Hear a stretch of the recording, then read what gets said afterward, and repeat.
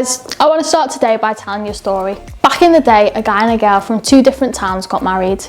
At their wedding reception, the groom told a riddle to some guys from the bride's hometown and made a bet with them that they couldn't solve it. So the guys approached the bride and said, "I know you just got married, but we need you to get your husband to tell us the answer to this riddle and then tell us.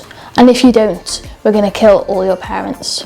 So naturally, the bride begged her husband for the answer and he caved. Then she did, and she went and told them the answer. And they solved the riddle and won the bet. The groom was unhappy about it though. He lost his temper and killed a bunch of people and then left the town. Maybe slightly an overreaction. The bride's dad was like, "Wow, that was the worst wedding reception ever." He assumes the groom is gone for good, so he gives his daughter off to be married to someone else. But after a little time passes, the groom comes back and he asks the wife's dad, "Hey, where's my wife?" And the dad's like, "Oh, I sold her to get married to someone else." "Why don't you marry her younger sister? She's more attractive anyway." The groom's not having it. He captures a bunch of foxes and lights their tails on fire, and the foxes run around as they set and start a wildfire that burns down a bunch of grain vineyards and olive groves in the town. Crazy story. Well, believe it or not, this story is actually in the Bible. It doesn't read exactly the same way I told it, but the basic plot is there. It's found in the book of Judges, chapters 14 to 15, which is in the Old Testament. Maybe you're wondering, why does this story from the Bible have anything to do with my life? Good question. Last week you guys started a conversation about the Bible, and we said that the Bible points to God and helps us know God. We also said that when the Bible's confusing, which it definitely can be, reading the Bible with Jesus in mind is kind of like putting 3D glasses on. He makes it clear. But what about stories like this one that we just read? What does that have to do with Jesus? Maybe you weren't surprised that story was in the Bible because there's plenty of weird, odd Bible stories. Or what about the Bible stories that are just like straight up unbelievable, and the stories that go against everything you've ever learnt in your science classes? Talking snakes and donkeys, someone getting thrown overboard, swallowed by a big fish and living to tell the tale. A few fish and loaves of bread literally multiplied to feed thousands of people. We can go on because there's loads. And then there's parts of the Bible that feel so outdated and offensive, like the law in Leviticus against wearing clothes made of 2 different kinds of fabric. So if you're wearing a cotton and polyester blend, then you're in trouble. As outdated as these seem, it's harmless enough, right? But what about the parts of the Bible that seem violent and unjust? Confusion, doubt and bother. It's okay to feel all those things, and you're certainly not alone if you do. Sometimes there's a disconnect between what we're told in the Bible and what we actually experience when we read it. We're told that the Bible helps us get to know God, and we can get to know God if we practice hearing from God through His Word. Just imagine that your connection with God would be like... Just imagine what your connection with God would be like if you practiced this every day. But what if you read it and you were left feeling confused, doubtful and bothered? What's missing? What do we need so that we can see God and God's story in all of the Bible? While we're not going to be able to tackle each and odd, unbelievable, troubling part of the Bible, the good news is that there is something that can help us understand the Bible better. Context. Context creates clarity. And the good news is we're already on our way to getting a grasp of context of the Bible. Last week we looked at the Bible's table of contents. When we did, we saw how the different parts of the Bible together tell God's story. A story where God is the main character and where Jesus most clearly shows us who God is. The purpose of the Bible is to help us know God. Knowing the purpose of the Bible is the first big step in knowing the context of the Bible as a whole. Now let's talk a little bit more about the different parts of the Bible. You might remember that the Bible is divided into 2 sections. The Old Testament, the beginning of the story of God's relationship with God's people, and the New Testament, the story continued with the life, death and resurrection of Jesus and the beginning of the church. From there, each section is divided into several different writings we call books. There are 66 books in total, and while they all work together to tell God's story, they do so in unique ways. For example, some books are full of poetry and praise, and others are full of laws of God's people. There are some books that are recorded of historical events, and other books with lots of advice for how we can live rightly with God. There are plenty of letters from different people all over the world. That's quite a collection. It's no wonder that sometimes we're confused when we read the Bible. All the books of the Bible are bound together in one cover, but the Bible isn't just one book.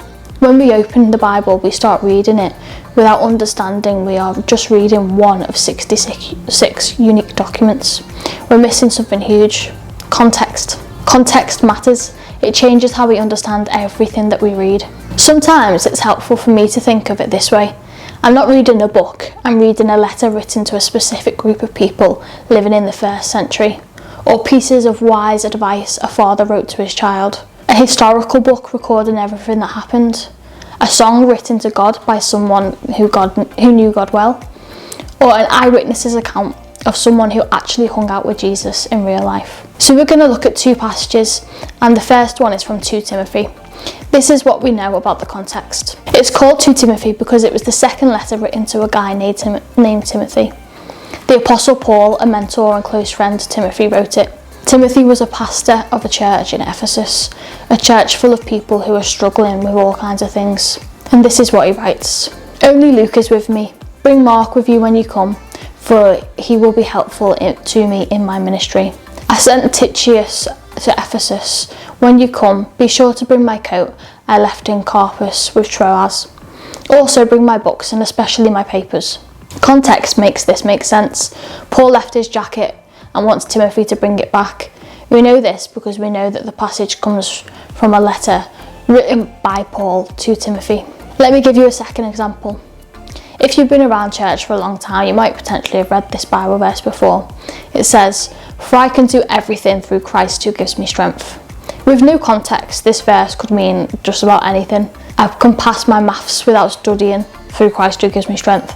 Or I can go viral on TikTok through Christ who gives me strength. With no context at all, that sounds like with Jesus we can live the life of our dreams. But does it mean what we think it means? Here, context helps. This was also a letter written by Paul, but this time it was written to an entire church. Imagine if one of our small group leaders moved to take a job in another country and then wrote to our youth ministry a letter that we had to read out loud to the youth group. That's kind of like what the relationship is like between Paul and this church. But there's more. Paul wrote to them from prison after being arrested for his faith. And in the part of this letter where we read these verses, Paul was thanking them for sending financial support and acknowledging their kindness. At the same time, he assures them that they didn't need to be obliged to send any more. Paul let them know that he'll be okay whether he has a little or a lot. He's like, I've had a full stomach and a hungry one, and I've learnt to be content either way. So this section of Paul's letter is really about contentment, and Paul is letting them know that he's figured out how to be peaceful and content with his life, whether it's had been a good day or a bad day. So how can we find contentment like Paul? Even he writes from prison where he's having a bad day. For I can do everything through Christ who gives me strength. Paul was dependent on Jesus. His close relationship with Jesus gave him power and strength to persevere and find peace, even when things were tough. So the meaning of this verse isn't so open-ended after all. Because Jesus gives me strength, I'm going to be okay, whether I have a little or a lot. Whether life is going my way or not, I can turn my attention towards Jesus and find peace even when I'm hurting. See how the meaning of this verse becomes clear when we look at the context. And because we understand what Paul is saying to the Philippian church, we can take the next step and think about what it means for our lives. Context creates clarity. Sometimes we open the Bible and find random verses we don't know anything about and try and make sense of them based on our own context. And when several people do this with the same verse, we end up with many different translations that even contradict themselves. It happens all the time. People take a verse out of context and put it into their own context to make it mean what they want it to mean. You see, the Bible was written for us, but not to us. It was written for us because God knew all along that we'd be born at some point in time, and that God's plan was to help us to get to know him through the writings that were passed down from generation to generation. But at the same time, the Bible was written thousands of years ago in a cultural context very different from ours right now. If we want to know what the Bible is saying, we have to ask the question, what does it mean for them and their context back then? And once we know that, then we can ask ourselves, well, what does that mean for us in our context today? So the next time you come across a part of the Bible you don't understand, try asking these questions instead. Who wrote it and who was it written to? Why was it written down? What made people think this information should be written down or saved? Is it helpful to me or not? The Bible is a gift from God to help us know God and become the person He created us to be in the process. Ask God to give you curiosity to uncover the meaning of what the Bible is really saying.